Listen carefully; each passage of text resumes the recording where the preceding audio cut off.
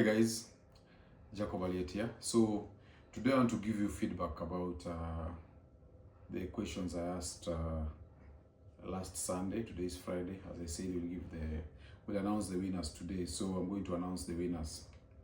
The other thing that I've seen is that Unplugged as an LLM, large language model, is basically now available on ChatGPT, in the sense that if you ask ChatGPT, give it a scenario that has a sort of a conundrum that involves intersexual dynamics, and you ask it to answer the way Jacob Aliet would answer, ChatGPT will be able to answer you. So it's almost like it's part of the philosophy of Red Pill being open source. A lot of the thinking that we put into these scenarios in handling or navigating life situations, it is now open source. It's an LLM that you can always get from AI like ChatGPT.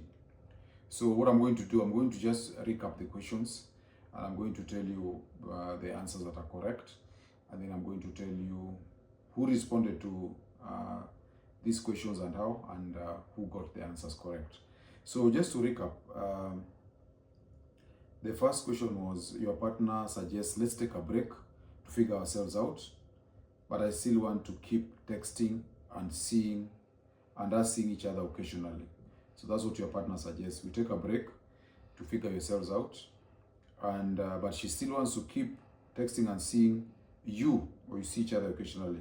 So you suspect that they want the benefits of your presence without the commitment. And the question was, do you agree to the break and hope they come back? Do you refuse the break?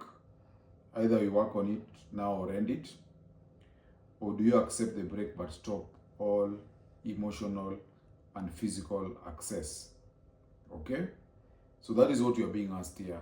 And the underlying concept here is about either being friend-zoned or putting yourself in a situation where you become her second option. The basic idea is, first of all, you're not her best option. You have to realize that if someone tells you that they want to take a break, it means that they realize you're not the best option, and they think they can actually do better than you. So even if they come back, they'll only be coming because the option they thought was better did not work out.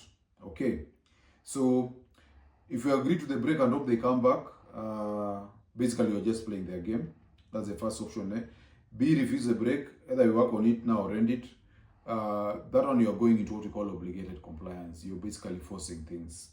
The third one says accept the break but stop all emotional and physical access. So basically C is use that option to exit the relationship. So C is the correct answer.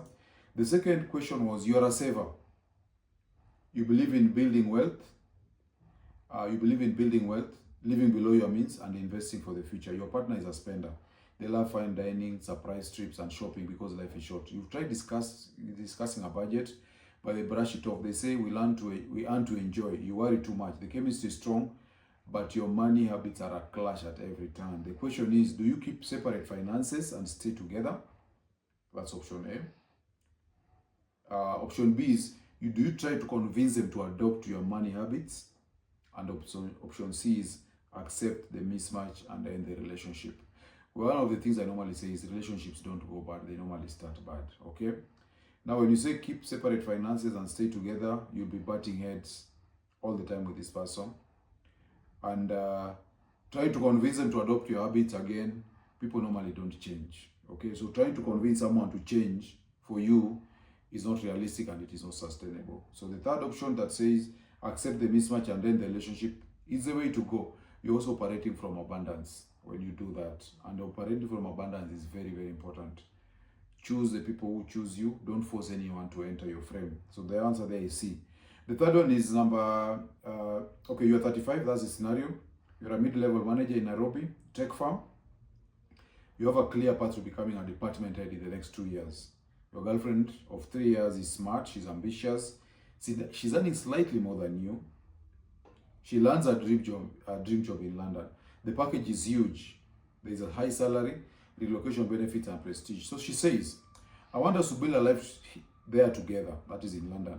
You can always find something to do, we'll figure it out. Here is a catch. In London, your Kenyan qualifications won't translate directly. You'd likely start over at an entry level role or take a long career break. Back home, your career trajectory is in a steep, it's moving well. You're already in line for a leadership role. She insists that this movie is for both of us and expects you to be supportive, reminding you of how she stood by you before. Question. The options are A, go with her, sacrificing your momentum to support her dream. B, stay in Nairobi, risk the relationship cooling, but protect your career path.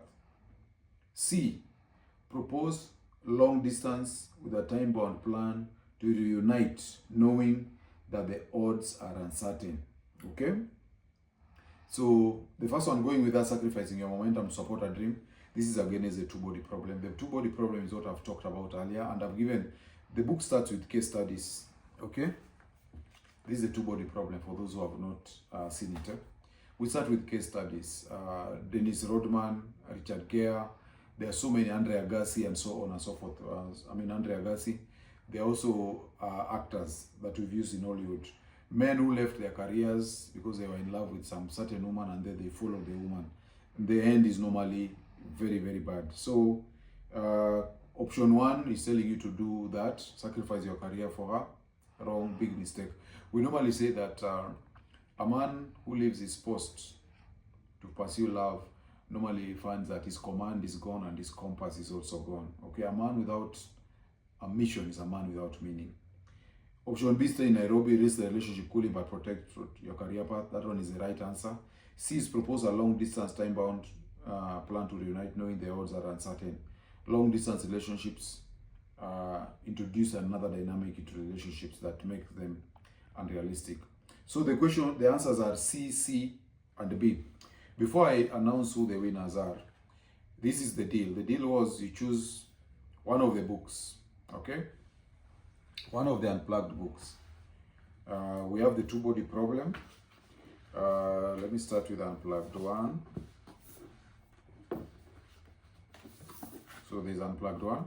You can ask for a copy of unplugged one. There's unplugged two.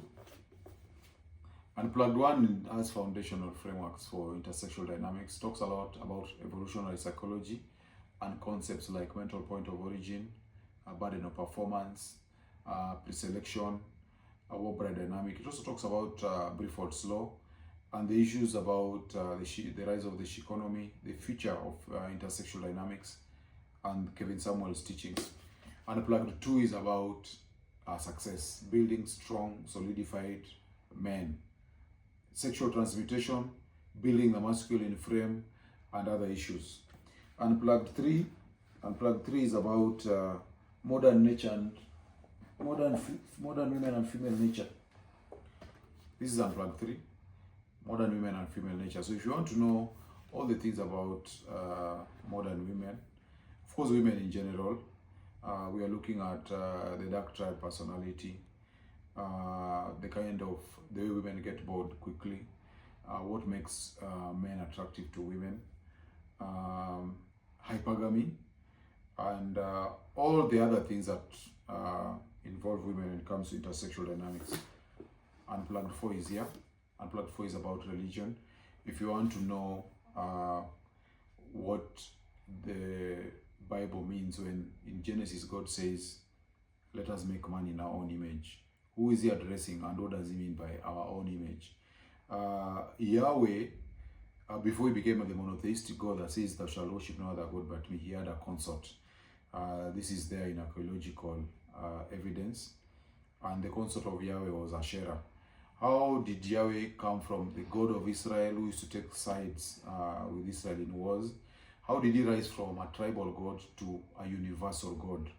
It took a process, and you also want to know what influenced God from a polytheistic God in a pantheon to become a monotheistic God. There were influences. Israelis were influenced by the interaction with other groupings or other societies like the Babylonians and so on. So we cover all that in Unplugged 4. We look at why we are religious, why do we have religious beliefs.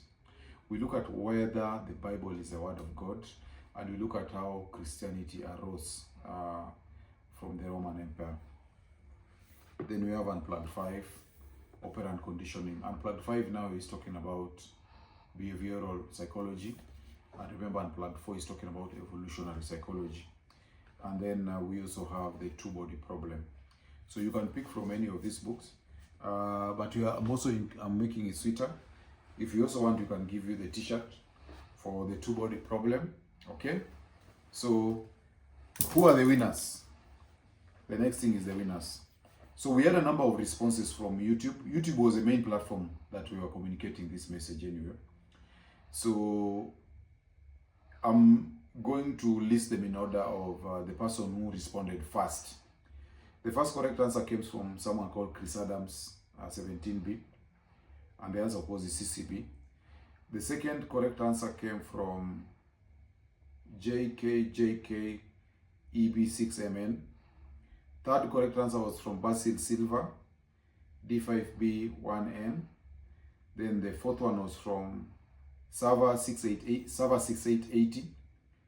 The fourth one was wrong. That was by Bernard Jamwa. He said BCB. Then there was Alex Kiprop, 2041. He was also correct. And then there was Wallace Gishui, 1067, correct. And then there was Laban Buire, correct. And Moses Lanogwa, also correct. There was Benex 14S was wrong. So these are the first 10. The answers were very many, but I picked the first 10. So out of this, in YouTube we had 6. Chris Adams, 17B, who got it right. In Facebook, there was Daniel Muhunyo, who also answered correct. So I'm going to give, the winners will be Daniel Muhunyo. That means one person from Facebook and one person from YouTube. So Chris Adams from YouTube and Daniel Muhunyo from Facebook. Those are the two winners. What I'd like to do is to request these two winners, get in touch with me. You can DM me your details, then tell me what you'd like to have from the 5 books, okay, 6 books, including two-body problem, and we also have the t-shirt for the two-body problem. Tell me what you'd like, and then we can arrange how to get them delivered to you. I'd like this response to be done in the next 24 hours. If you don't get in touch in the next 24 hours, I'm going to go to the next person, who is JKJK EB6MN. Because in the past, I've seen situations where when you have a situation where people are winning a book for free, sometimes they don't get back. So if the first person does not respond in the first 24 hours, I go to the next person, and so on and so forth. Other than that, thank you so much for participating. You can continue ordering the books. They're available at Nuria Bookstore. You can also inbox me if you want to order an autographed book directly from me. And all books come with a free bookmark.